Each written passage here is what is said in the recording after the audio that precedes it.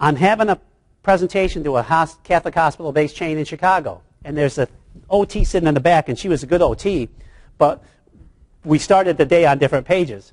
And she said, this one woman says, I can't switch her time. I can only see her Tuesday and Thursday at 9 a.m., period. So I asked her, I said, let me get this right. This woman will only take her medical treatment? If you can do it between 9 and 9:45 on Tuesday and Thursday morning, doesn't sound reasonable and necessary, does it? All of your clinicians have that thought process in their mind. There's an article, please use the website, folks. There's nothing really to buy on it. And there's tons of archived articles. All my newsletters for the last 3 years are archived on it. I don't copyright them, so you can do whatever you want with them. Put them on a Word document, stick them in your envelopes of your clinicians. There's an article in the last year or two, and the title of the article is, Are you up for a visit today? And other soon-to-be extinct home health practices. Where else in healthcare do they talk to you like that? Is it all right if we get you better today? Oh, it isn't? Okay, tomorrow maybe. That's going away. So you've got to convince all your clinicians that you've got to help move patients around. Let me tell you what I think.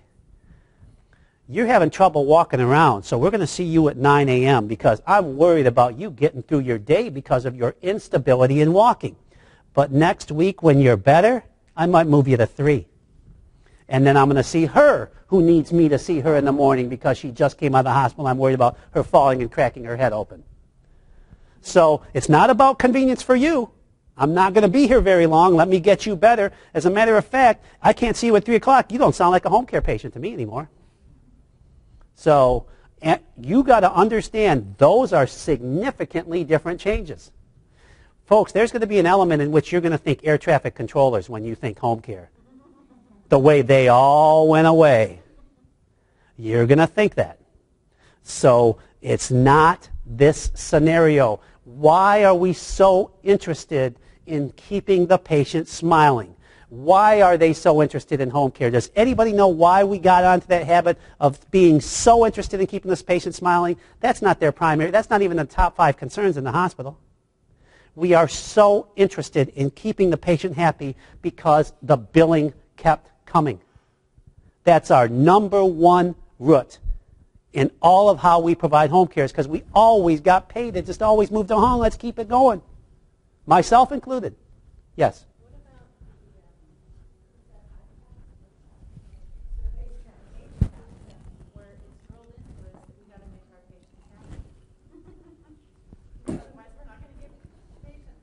What did you say? It was B is the last name. What's your first name? Jane. I'm glad you asked me this, Jane, because I feel comfortable saying this to you, because I think you will get exactly what I mean. There is so much more to keeping your patients happy than doing what they want. Hospitals pass their age caps. You think people are always happy with what happens in there? But they pass their age caps. So show up and do what and get them better. That's how you get good HCAP scores. But in the spirit of total openness, if I had a nickel for every time somebody said to me, "You're not as nice as the last therapist I had," I wouldn't be in Ontario today. But at the end of it, they said, "You got me better than the last therapist did." And I've said that to them. When they say that, I say, when I get you better, I'm going to be the best therapist you ever had. You got enough friends. I didn't come out here necessarily, I want to make you happy and I want to be nice, but I'm here to get you better. So are you okay when you're on focus review, but you got good HCAP scores? I don't think you are. So you've got it, but we've got to keep those in perspective as to where we're going. So do you understand the reassessment components? And that entire component, as soon as you get done counting 11, 12, 13, if you continue on, you're going to be counting 16, 17, 18. So that's an ongoing process about maintaining this count. Somebody in your office is going to have to do it. What's interesting about sending the schedules in the week before is that gives you a chance, especially if you have non-contract therapy. But I have nursing do that too. I want productivity out of this. I want to do what the med-surg floors do. I want to know the nurses' schedules. I want to work the nurses' schedules. And when the nurse has 6 patients on Thursday scheduled, and 2 of them go into the hospital Tuesday night and Wednesday morning, and I get an open for Thursday, guess who's getting it? Just like the med-surg floor. Because I have been a mini version of the hospitals. I was a private rehab contractor for 30 years. 1 missed visit a week, $75 I lost. 1 missed visit a week for a month, $300. 1 missed visit a week for a year, $3,600 not in my pocket. People met their productivity when they're working for us because we worked it. And we connected it to their paycheck. So we're going to flex you off, and you're going to have to use PTO to get your full check, just like the nurses do on the med-surg floors. Or, here's a new patient. So you've got to understand, you can't control the schedules unless you have them. You can't control your clinicians unless you have their schedules. And that will be a component, because during my consulting days, I've learned about all these tricks that the clinicians will do. You want to hear about them? I got 13 visits on Monday. You can't give me any new patients. I got 13 scheduled today. Oh, isn't that real weird that you scheduled 13 visits on Monday? As a matter of fact, who told you you could do that? Then you get the time card at the end of the week. Guess how many visits they did on Monday? They moved the other 8 into the week now that you didn't give them any new patients, so they're too busy on Wednesday, Thursday, and Friday to take the new patients later in the week. Isn't that ironic how that worked out? So those heavy, heavy days that aren't real are the thread that your sweater unravels through. So get schedule control. When somebody doesn't want, I don't know, you guys are all my business partners now. And we got these clinicians who aren't turning in their schedules. Well, you know what that means when they're not turning in their schedules, don't you? You know what that means when your kid doesn't bring home their report card. You know what that means when we're not counting how many cookies are left in the bin. You know what that means. So stop acting like you don't know what that means. And when somebody can't get their heads around the schedule, it's only a matter of time until you find out what different item you're going to be complaining about their performance from, because that's what it is. So, folks, let me say this unequivocally. That's not health care. And now, home health is being invited from the kids' table to the adults' table. So we got to use the same table manner as the rest of the adults use, which is, why is it okay to have non-productive clinical interventions, and why is it okay to have non-productive clinical staff members? So that's really kind of where you're at with those reassessments as well, which is that's a way for you to control therapy staff. I don't think assistants are going away, but they're going to be fit in to the therapy programs because the therapy people will be responsible for them. And there's going to be some people not being able to make the switch. So you should help those people identify who they are. Folks, I'm going to make this comment to you. If you go to the website and click Contact Us, you can email me anytime. I would really appreciate it if you said, I was in the Ontario seminar.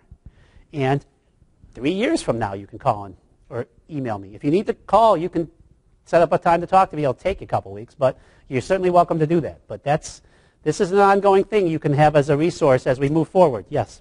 How about the 30-day? The 30-day happens, I'm glad you said that, thank you. The 30-day, if you get to 30 days and you have not achieved 13, then you need to do the 30-day. If you did 13, then you do 19 if you're continuing on, and then after that, 30 days from the 19th. Okay? Pardon? It's not 13, 19, and then day 30. It's 13 and 19 and 30 days from the 19th. Okay? From the 19th. So 13 might take you 10 or 15 days to get to, 19 might take you 25 days to get to, and then 30 would be done on day 55. Okay? So here's the problem. What people are getting confused at is one day you're counting visits, and the next part you're counting days.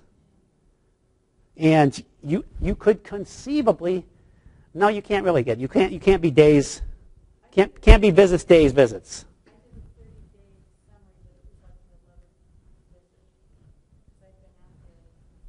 For 11 visits, and you were at the end of the month. Was anybody else in the home with you? Okay. Did you finish on 30? Or on the 11? Okay. Okay.